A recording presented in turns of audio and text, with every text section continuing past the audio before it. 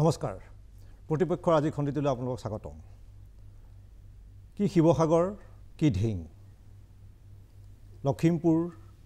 নাৰায়ণপুৰ তেজপুৰ সৰ্বত্ৰ এটা বিভীষিকাময় পৰিৱেশৰ সৃষ্টি হৈছে ক'ৰবাত খিলঞ্জীয়াৰ অধিকাৰ ক'ৰবাত বলৎকাৰ ক'ৰবাত মৃত্যুদণ্ড ক'ৰবাত মানুহে মানুহক খেদি ফুৰিছে এটা অৰাজক পৰিৱেশ সৃষ্টি হোৱাৰ দৰে হৈছে অসমত প্ৰশ্ন উঠিছে গৃহ বিভাগৰ দক্ষতাক লৈ গৃহ বিভাগ আছেনে নাই প্ৰশ্ন তুলিছে এই গোটেই বিষয়টো আমি ৰাজনৈতিক দৃষ্টিকোণৰ পৰা নাচাই এটা সামাজিক আৰু বৌদ্ধিক দায়বদ্ধতাৰ আলোচনা কৰিবলৈ বিচাৰিছোঁ ষ্টুডিঅ'ত তিনিগৰাকী বিশেষ ব্যক্তিক অতিথি হিচাপে মাতিছোঁ তিনিখন বিশ্ববিদ্যালয়ৰ তিনিগৰাকী অধ্যাপক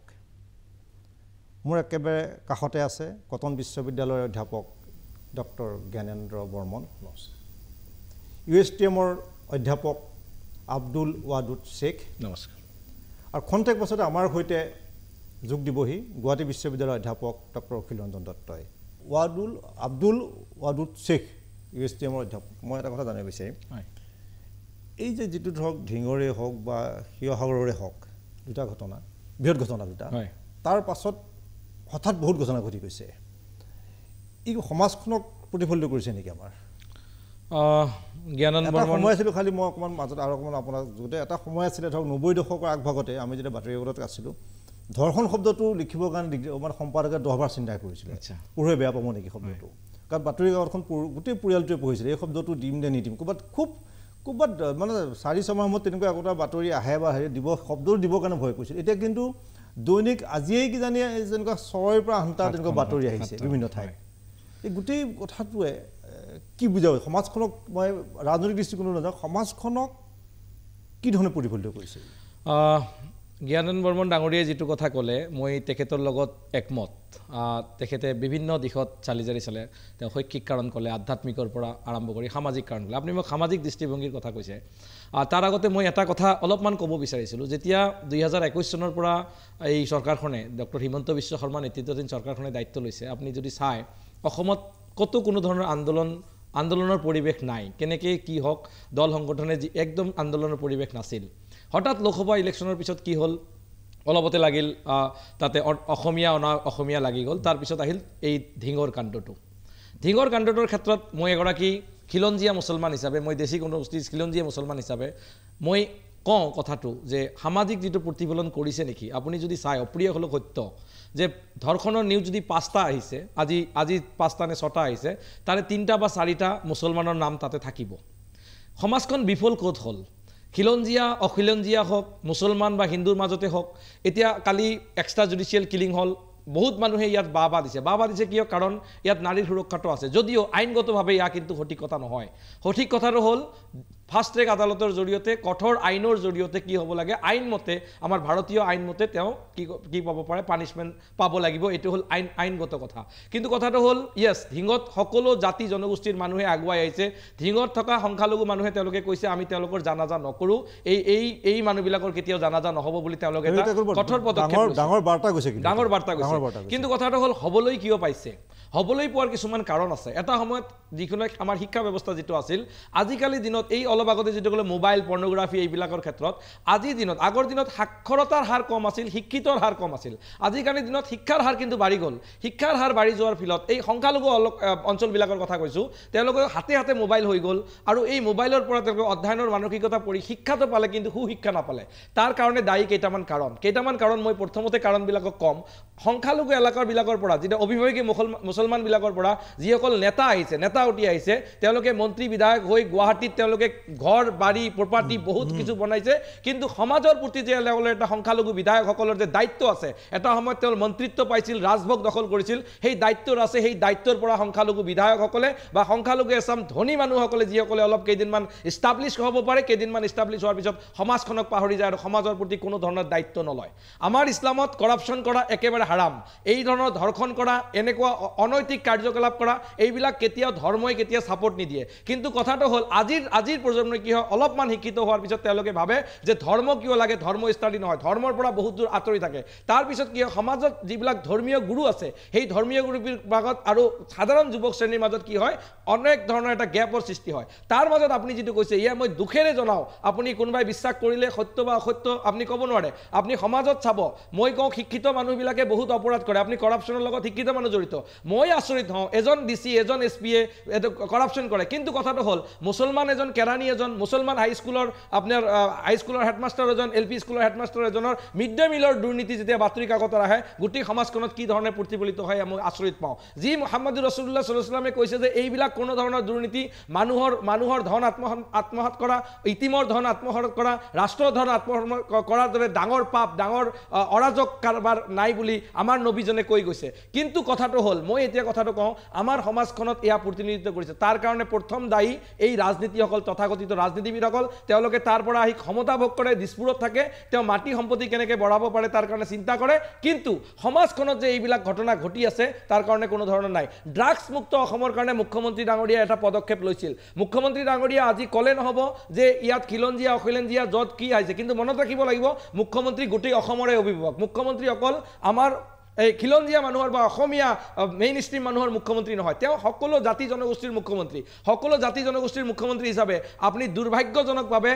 এজন বিধায়কে আজিলৈকে কোনো দুই এজন বিধায়কৰ বাহিৰে সংখ্যালঘু এলেকাত এটা ইউনিভাৰ্চিটি হ'ব লাগে বুলি কোনো ধৰণৰ ডিমাণ্ড নাই বিশ্ববিদ্যালয় হ'ব লাগিব কোনো ধৰণৰ ডিমাণ্ড নাই তেওঁলোকে কেনেকৈ মানুহখিনিক অশিক্ষিত কৰি ৰাজভোগ গঠন কৰিব পাৰে তাৰ চিন্তা কিন্তু মই আচৰিত হওঁ তেতিয়া ইমান ডাঙৰ গৃহ বিভাগ থকাৰ পিছতো ড্ৰাগছৰ লগত কেনেকৈ সংখ্যালঘু যুৱকে জড়িত হ'ব পাৰে ঘৰখনত কি আমাৰ শিক্ষা নাই নেকি মা ভনীসকলে আমাক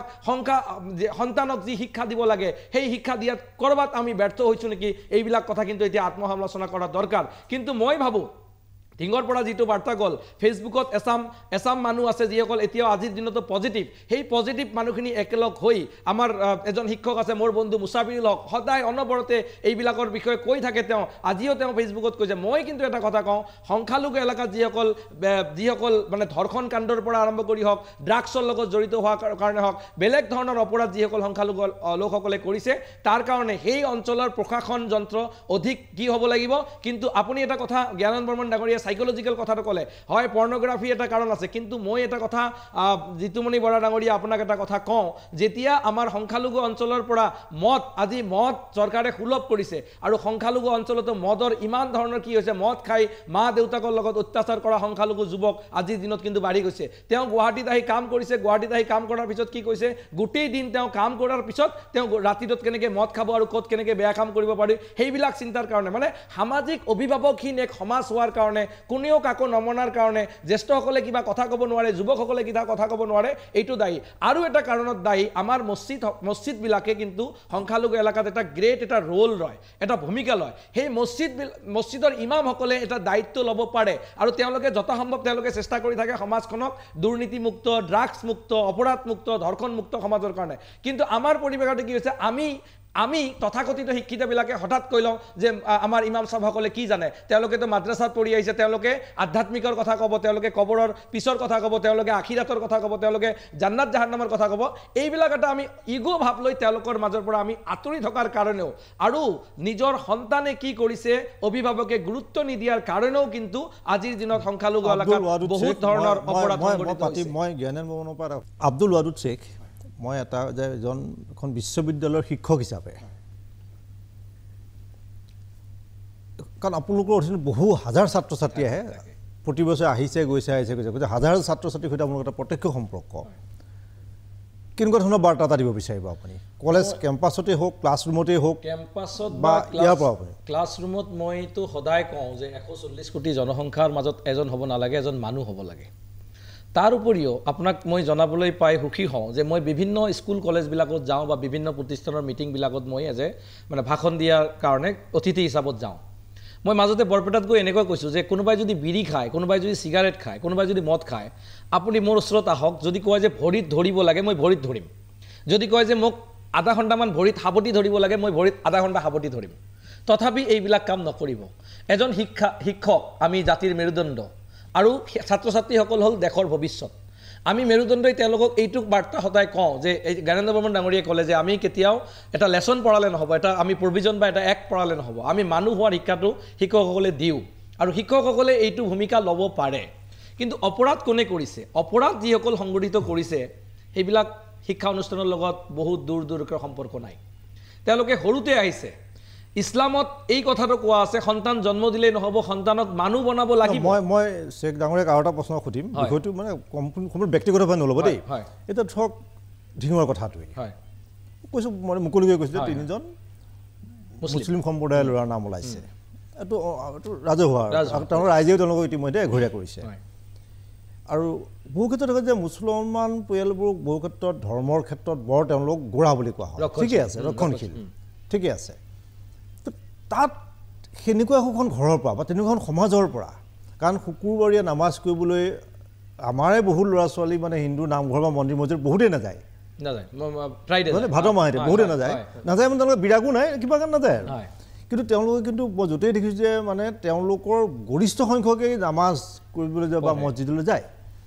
তাৰপাছত এই ধৰণৰ এটা যে মানসিকতা কেনেকৈ গঢ় ল'ব পাৰে? এই গোটেই মনস্তাত্ত্বিকতা অকণমান আজি প্ৰথম চাগে মই যে টেলিভিশ্যনৰ হেৰিয়াত প্ৰথম এজন শিক্ষিত ব্যক্তিক প্ৰশ্নটো মই কৰিছোঁ। মই এইটো কথা কৰিছোঁ যে এইটোৰ কাৰণে এইটো দুৰ্ভাগ্যজনক। শুক্ৰবাৰ নামাজত আপোনাক মই কওঁ যে মছজিদৰ লগত যদি আমাৰ সমাজখন, নামঘৰ মছজিদ মন্দিৰ এইবিলাক প্ৰতিষ্ঠা হোৱাৰতো আঁৰৰ কাহিনী আছে। কিয় প্ৰতিষ্ঠা হৈছিল? সমাজ এখনক একগোট কৰি ৰখাৰ কাৰণে বা তাৰ পৰা এটা টিচিং দিয়াৰ কাৰণেতো মছজিদ, সেইটো হ'ল মেইন টিচিং। কিন্তু কথাটো হ'ল আমাৰ মানসিকতাটো কি? এই শুক্ৰবাৰ নামাজত যাব আহিব, কিন্তু তাৰ পৰা কোনো ধৰণৰ নিজকে পৰিৱৰ্তন কৰিব নোৱাৰে। নামাজৰ উদ্দেশ্যটো হ'ল বেয়া কামৰ পৰা আঁতৰি থকা, কিন্তু নামাজ পঢ়াৰ পিছতো বেয়া কাম সদায় কৰি যদি থাকে কোনোবাই, আৰু মই নাভাবোঁ যিবিলাক চেহেৰা মই দেখা পাইছোঁ এই ঢিঙৰ কিটোত, সেই মানুহবিলাক কেতিয়াও যে নামাজৰ লগত জড়িত আছিল তেনেধৰণৰ জড়িতত মই নাভাবোঁ। কিন্তু দুখ আৰু পৰিতাপৰ বিষয় এইটো কথাই হ'ল যে পৰিয়ালখনে কি কৰিছে, পৰিয়ালটোৱে কি কৰিছে? মা আছে, দেউতা আছে, দাদা আছে বা সমাজখন আছে, সমাজখনে কিয় আগতে এঘৰীয়া কৰা নাছিল? বা এইবিলাক যদি ড্ৰাগছৰ লগত জড়িত পুলিচ প্ৰশাসনক কিয় খবৰ দি এইবিলাক মানুহক আগতে জেল হাজতত প্ৰেৰণ কৰা নাছিল? এইটো হ'ল মোৰ প্ৰশ্ন হয় সমাজখনলৈ। সমাজখনত মই এইটো প্ৰতিৰোধ কৰাৰ কাৰণে দুটা এটা মানে মই ৱে ক'ব বিচাৰিছোঁ, দুটা ৱেটো এইটো কথা কৈছোঁ যে সংখ্যালঘু যিবিলাক দল সংগঠন আছে তেওঁলোকৰ জিলা কমিটি আছে, আঞ্চলিক কমিটি আছে। সেই জিলা কমিটি, আঞ্চলিক কমিটি প্ৰতিটো গাঁৱত আজি প্ৰাগৰ জৰিয়তে ৰাজহুৱাভাৱে কৈছোঁ লাজ সকলোৱে পাইছে। কাৰণ ঢিঙত ঘটনা হ'ল শিৱসাগৰৰ পৰা আহ্বান দিছে, তাৰ পৰা মিয়া খেদিব লাগিব। এই খেদিব হ'লে আকৌ অসম আন্দোলন এটা সৃষ্টি হ'ব, আকৌ বেলেগ ধৰণৰ পৰিৱেশ যাব। আমি ইতিবাচক পৰিৱেশ সেইকাৰণে বিচাৰিছোঁ যে প্ৰতিগৰাকী গাঁৱত, প্ৰতিগৰাকী ব্যক্তিয়ে প্ৰতিখন গাঁৱতে কি কৰিব লাগে যে এনেকুৱা ধৰণৰ এটা মনিটৰ কৰিব লাগে কোনবিলাক অপৰাধী, যিবিলাকক সামাজিকভাৱে কণ্ট্ৰল কৰিব পৰা যায় তেওঁলোকক সামাজিকভাৱে কণ্ট্ৰল কৰক, আৰু যিসকলক কৰিব পৰা নাযায় দল সংগঠন এটা সময়ত অসমৰ মুখ্যমন্ত্ৰী ডাঙৰীয়াই যেতিয়া বাল্য বিবাহৰ বিৰুদ্ধে জেহাদ ঘোষণা কৰিছিল যে বাল্য বিবাহ হ'বলৈ নিদিওঁ, তেতিয়া কিন্তু প্ৰতিখন অসমৰ দল সংগঠন বাৰু সচেতন মানুহে কিন্তু এই মুখ্যমন্ত্ৰীৰ সেই পদক্ষেপক ছাপোৰ্ট জনাইছিল। আজি অপৰাধমুক্ত সমাজ এখনৰ কাৰণে হয় গৃহ বিভাগ ব্যৰ্থ হৈছে, আমি পুলিচক দোষ দিম যে নিজে আত্মসমালোচনা কৰিম। কিছুমান মুছলমান যুৱকে এনেকৈ কয় যে হোজাইৰ ঘটনাটোত বেলেগ হিন্দু মানুহে জড়িত আছে, বেলেগ ঘটনাটোত জড়িত আছে। বেলেগ কোন জড়িত আছে it is not important, important যে মই কিয় বেয়া কামত জড়িত সেইটো হ'ল ইম্পৰ্টেণ্ট। আমাক এই বস্তুটো লাজ পাব লাগে। আজি মই লাজ পাইছোঁ। মই আহোঁতে মোৰ সৰু ভাইটিক ফোন কৰিছোঁ, মই কওঁ কি এয়া সত্য, আৰু এয়া সত্য বাতৰি কাকত পৰ্টেলত নিউজবিলাকত যি আহে তাৰ কিন্তু বেছিভাগে কিন্তু সংখ্যালঘু সমাজৰ পৰা আহে। এয়া কিন্তু অপ্ৰিয় সত্য। কোনে কি কৰিছে ইজ নট আৱাৰ মেটাৰ, মেটাৰটো কি হয় আমি কিয় বেয়া ধৰণৰ কাম কৰিম। ঢিঙৰ মানুহক কৈছোঁ মই ইয়াৰ পৰা এইটোও হয় যে যথেষ্ট মই কৈছোঁ যে তাৰ পৰা অংকলজিষ্ট ওলাইছে, APSCত প্ৰথম এতিয়া ডক্টৰ বহুত ওলাইছে, ইঞ্জিনিয়াৰ বহুত ওলাইছে। মই ডক্টৰ, মই ইঞ্জিনিয়াৰ, তাৰ পিছত সমাজৰ প্ৰতি মোৰ দায়িত্বটো কি? মানে সমাজখন কেনেকুৱা? চৰ অঞ্চল ধৰক দুটেই নদী বানী আছে বা এটা সংখ্যালঘু অঞ্চল, তাৰ পৰা এজনে কি হোৱাৰ পিছত সদায় আমাৰ সংখ্যালঘু মানুহখিনি এটা বাস্তৱ চৰিত্ৰ মই কওঁ। ঘৰটোত যেতিয়া এটা চাকৰি পাব, টেট চাকৰিয়ে পাব বা কলেজত অধ্যাপনাত চাকৰি পাব, অলপ বিজনেছমেন কৰিব, ঠিকা ঠাকুলি কৰিব, তেওঁ সেই গাঁওখনত ঘৰ নাবান্ধে, তেওঁ আহি টাউনত মাটি কিনিব। ফাৰ্ষ্ট মাটি টাউনত কিনি তেওঁ টাউনত ঘৰ, মানে সমাজৰ লগত বিচ্ছিন্ন এটা পৰিৱেশ আমাৰ শিক্ষিত সমাজৰ বেছিভাগে। আৰু মইতো বহুত ইঞ্জিনিয়াৰক কওঁ, আপুনি ইঞ্জিনিয়াৰ, ৰাষ্ট্ৰৰ লগত আপুনি কৰাপ্টেড কৰিছে, ৰাষ্ট্ৰৰ লগত আপুনি চিট কৰিছে। আপুনি এজন অধ্যাপক, আমাৰ অনাৰেবল মাহবুবুল হক ছাৰে এটা কথা কয় যে অধ্যাপকে ক্লাছত 5 মিনিট ফাঁকি দিয়াতকৈ ডাঙৰ কৰাপশ্যন জাতিৰ লগত নাই। কিন্তু আমি কি কৰোঁ? আমি শিক্ষক, মুছলমান শিক্ষক টেট শিক্ষক পাইছোঁ মই কি কৰিছোঁ ভাড়াতীয়া শিক্ষক ৰাখি তাত মই কাম চলাইছোঁ মই শিক্ষক মই কলেজত অধ্যাপনাত পাইছোঁ মোৰ দায়িত্ব আগত ক্লাছ কৰা সেই ক্লাছ নকৰাকি মই বেলেগ ধৰণৰ কাম কৰিছোঁ এই সামাজিক মূল্যবোধ আমি আচলতে যিসকল শিক্ষিত চাম সেই শিক্ষিত চামে সমাজখনত দিব পৰা নাই মই যদি আজি ক্লিন হৈ থাকিলোঁ হয় মই যদি ভাল হৈ থাকিলোঁ হয় সমাজত বহুত মানুহে কথা ক'ব নোৱাৰে কাৰণ কি তেওঁৰ বেকগ্ৰাউণ্ডটো আচলতে ঠিক নহয় তেওঁ নিজে কৰাপশ্যনৰ লগত জড়িত মানুহক কেনেকৈ ক'ব তুমি কৰাপশ্যন নকৰিবা তেওঁ নিজে মদ খাইছে তেওঁ নিজে বেয়া ধৰণৰ কাম কৰিছে মানুহক কেনেকৈ ক'ব যে বেয়া কামৰ পৰা আঁতৰি থাকিবা সেইকাৰণে মই কৈছোঁ যে এই সংখ্যালঘু সমাজখন গুৰিৰ পৰাই গেলিছে মই কৈছোঁ এটা লাইন কৈছোঁ গুৰিৰ পৰাই গলিছে এয়া ৰিফৰ্ম কৰিবলৈ দল সংগঠনৰ পৰা আৰম্ভ কৰি সকলোবিলাক মানে মুফতি মৌলানাৰ পৰা আৰম্ভ কৰি অভিভাৱকবিলাক আই মাতৃবিলাক একগোট হওক নিজৰ সন্তানক মানুহ কৰক নহ'লে নিজৰ সন্তানৰ প্ৰতি বেলেগ ধৰণৰ তেজ্য পুত্ৰ ঘোষণা কৰক কাৰণ মুছলমান নাম থাকিলে এজন মানুহ মুছলমান হ'ব নোৱাৰে তেওঁ মুছলমান হ'বলৈ তেওঁ মুছলমানৰ কি শিক্ষা নৈতিক শিক্ষা আধ্যাত্মিক শিক্ষা ঘৰৰ লগত ব্যৱহাৰ সমাজৰ প্ৰতি ব্যৱহাৰ ৰাষ্ট্ৰৰ প্ৰতি তেওঁৰ কৰ্তব্য দায়িত্ব এইবিলাক জানিব লাগিব কাৰণ মুহাম্মাদুৰ ৰাছুলুল্লাহে কৈছে যে নিজৰ মাতৃভূমি নিজৰ সমাজখনক ভাল পোৱা এটি ইমানৰ এইটো অংগ সেই ভাল পোৱাটো যদি আমি সমাজখন বা ৰাষ্ট্ৰৰ প্ৰতি কৰিব নোৱাৰোঁ আৰু যি সংখ্যালঘু অঞ্চলত হিমন্ত বিশ্ব শৰ্মাই কৈছে যে য'ত খিলঞ্জীয়া কি হৈছে সংখ্যালঘু হৈছে তাতে খিলঞ্জীয়াৰ বহুত কষ্ট হৈছে বা ভয় ভাবুকিত থাকিব লগা হৈছে মই কওঁ আপোনাৰ প্ৰতিবেশী আপুনি মুছলমান আপোনাৰ প্ৰতিবেশী যদি আপোনাৰ পৰা ভয় খাইছে তেনেহ'লে কিন্তু আপুনি প্ৰকৃত মুছলমান কেতিয়া হ'ব পৰা নাই প্ৰতিবেশীক আপুনি প্ৰটেকশ্যন দিয়াৰ দায়িত্ব কিন্তু এজন ধাৰ্মিক ব্যক্তি হিচাপে মই কওঁ যে ধৰ্মই কিন্তু সেই অধিকাৰ আৰু সেই কথা কিন্তু মানিব ধন্যবাদ মই শেখ ডাঙৰীয়া জানিব বিচাৰিম চমুকৈ একেবাৰে যে সংখ্যালঘু সমাজখনৰ প্ৰতি কিছুমান প্ৰত্যাহ্বান আহিছে বিভিন্ন ধৰণে মানে এইবিলাক কাৰণতে কোনোবাত এনেকুৱা হৈছে কাঠগড় থিয় কৰাই পেলোৱা হৈছে তেওঁলোকক মানুহখিনি কাণত ধৰিছে হয় তেওঁলোকক হয়তো দুই এটা ঘটনা ঘটিছে কিন্তু এইটো সমাজখনৰ প্ৰতি আপোনাৰ আহ্বান কিবা একদম চমুকৈ মই সমাজখনৰ প্ৰতি আহ্বান জনাম সংখ্যালঘু দল সংগঠন আৰু সংখ্যালঘু অঞ্চলত থকা প্ৰতিগৰাকী শিক্ষকে হাইস্কুলৰ শিক্ষক বা হাইস্কুল LP স্কুলৰ শিক্ষকেই হওক হেডমাষ্টাৰবিলাকে এটা ছানডে ঠিক কৰি আপোনাৰ অঞ্চলত যিখিনি মানুহ আছে সেই মানুহখিনিক ওচৰত আনি এটা সজাগতা সভা কৰক প্ৰতিখন মছজিদ কমিটিয়ে উদ্যোগ লওক যে আপোনাৰ গাঁৱত যদি অপৰাধী আছে যদি কণ্ট্ৰল কৰাৰ চেষ্টা কৰক যদি পাৰে নোৱাৰে যদি আৰক্ষীক গতাই দিয়ক আপোনাৰ গাঁওখনত কোনো ধৰণৰ অপৰাধ নহ'ব তাৰ কাৰণে প্ৰতিখন সংখ্যালঘু এলেকাত মছজিদৰ পৰা এই বাৰ্তাটো যাব লাগে জানাজা নকৰা বা বেলেগ নকৰা কি পদক্ষেপ আপোনালোকে লয় সেই পদক্ষেপ লওক কিন্তু মই লাষ্ট এটা কথা কওঁ চৰকাৰে কিন্তু এই দায়িত্ববিলাক ল'ব লাগিব খিলঞ্জীয়া চৰকাৰৰ কথা কৈছে দুদিন আগত বিধানসভাত খিলঞ্জীয়া ডেফিনেশ্যনৰ কথা কৈছে মুখ্যমন্ত্ৰী ডাঙৰীয়াই উত্তৰ দিছে তেওঁ খিলঞ্জীয়া ডেফিনেশ্যন কথা এতিয়ালৈকে তেওঁ ভাবা নাই তিনিটা পুৰুষ একেলগে থাকিলে এনেধৰণৰ কৰিছে খিলঞ্জীয়া বুলি ক'লে ইয়াত গৰীয়া মৰীয়া দেশীসকলৰ কথাও কিন্তু জড়িত হৈ আছে মই এজন দেশী যুৱক হিচাপত কৈছোঁ এইবিলাক কথা এই যে এতিয়া KSC হ'ব সকলোবিলাকত আইন শৃংখলাৰ দায়িত্ব কোনোবাই মিয়া কাটিম বুলি কৈছে খেদিম বুলি কৈছে অমুক ধৰণৰ কথা এইবিলাক কথা কিন্তু চৰকাৰে প্ৰতিৰোধ কৰিব লাগিব কাৰণ চৰকাৰখনে সংবিধানৰ প্ৰতি কমিটমেণ্ট আছে অসমৰ মুখ্যমন্ত্ৰী ডাঙৰীয়া সংবিধানৰ প্ৰিএম্বলটো এবাৰ অধ্যয়ন কৰিব বিচাৰিছোঁ আৰু তেওঁৰ লগত যিটো ইকুৱেলিটি আছে সেই প্ৰভিজনটো অলপমান পঢ়ি কেনেকৈ সকলোকে ছ'চিয়েল জাষ্টিছ দিব পাৰি তাৰ পদক্ষেপ ধন্যবাদ চৰকাৰৰ দায়িত্ব হৈছে ভাৰতবৰ্ষৰ প্ৰতিজন নাগৰিকক নিৰাপত্তা সুৰক্ষা ধৰ্ম ভাষা বা উজনি নামনি নামত ভাগ কৰা নহয় মানুহখিনিক আৰু কোনো মানুহে অনিশ্চয়তাত ভুগিব নালাগে যদি বিদেশী নাগৰিক হয় অবৈধ বিদেশী নাগৰিক আহি কিবা কৈছে তেওঁক সেইমতে ব্যৱস্থা গ্ৰহণ কৰিব ন্যায়াধিকৰণৰ জৰিয়তে গতিকে আমি এইটো বিচাৰিম আমাৰ প্ৰাগ নিউজৰ ষ্টুডিঅ'ৰ পৰা আজি এটা বাৰ্তা দিব বিচাৰিছোঁ যে সমাজখন অস্থিৰ কৰিবলৈ যাতে কোনেও নিবিচাৰে যি দোষী আইনমতে শাস্তি পাওক যি নিৰ্দোষী তেওঁক ৰেহাই দিয়ক সামগ্ৰিকভাৱে সাধাৰণীকৰণ কৰিবলৈ সকলোকে এজন বা দুজন মানুহৰ কাৰণে সমস্ত গোটেই মানুহখিনিকে দোষী কৰিবলৈ আদালত কাঠগড়াত থিয় কৰাই লৈ পেলাই তেওঁক যদি গালি গালাজ পাই থকা হয় কিন্তু ইয়াৰ উন্নয়নৰ যি 5খন ৰাজ্যৰ এখন কৰাৰ কথা কৈ আছে অসমক সেইটো কেতিয়াও আগবাঢ়ি নাযাব কাৰণ বিভাজনৰ ৰাজনীতিয়ে সমাজখনক ক্ষতি কৰিব